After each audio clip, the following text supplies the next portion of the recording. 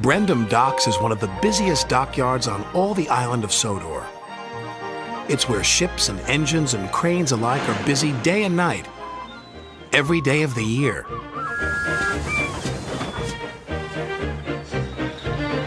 But poor Cranky the Crane never gets a nap. He never gets to sleep early.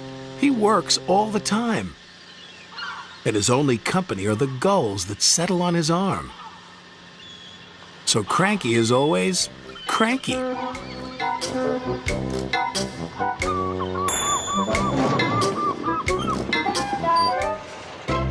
"Ahoy there, Cranky!" cried Salty. "Where have you been?" snapped Cranky. "And a good day to you too, Captain." Bill and Ben arrived for work, full of mischief. "Hurry up," snapped Cranky.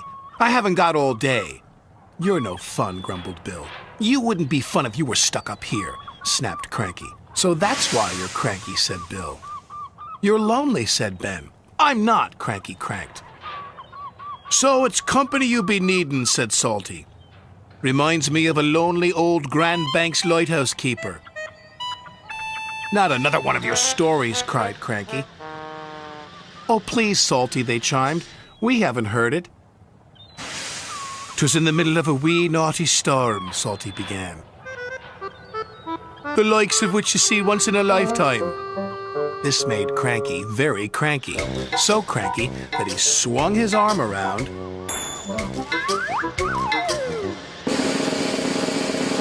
and dropped the pipes onto the tracks instead of the trucks. "Whoops," said Cranky meekly. "You've blown the main now, matey," said Salty. The engines were trapped. "You're gonna get into trouble," sang Bill and Ben. Sir Topham Hatt was in his office being measured for a new suit. When he heard the news, he left immediately for the docks. Sir Topham Hatt knew that any delay at the docks could cause trouble. "You have made a terrible mess, Cranky," he said sternly. "I'm sorry, sir," Cranky whispered. "You engines will have to stay here tonight until Harvey clears up this mess in the morning." Cranky's heart sank as Salty uttered those fateful words. "That reminds me of a story. It was a bitter cold winter. The brave little ship was stuck until the ice melted the next spring. He barely made it round the Cape.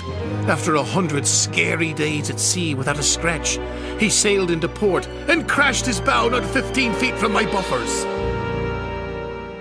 Luckily, no one was hurt. Except my ears," wailed Cranky. Salty spent all night telling tales of powerful storms, daring rescues, and brave little ships.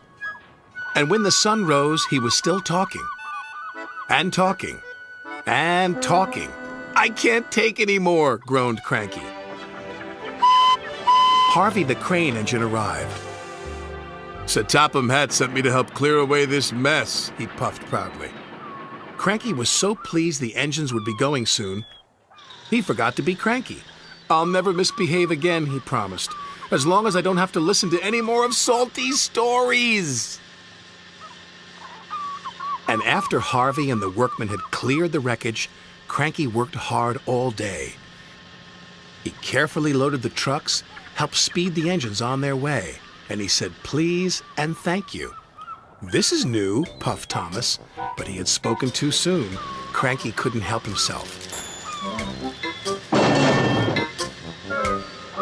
"It was nice while it lasted," said Percy, and all the engines laughed. But Cranky was still cranky.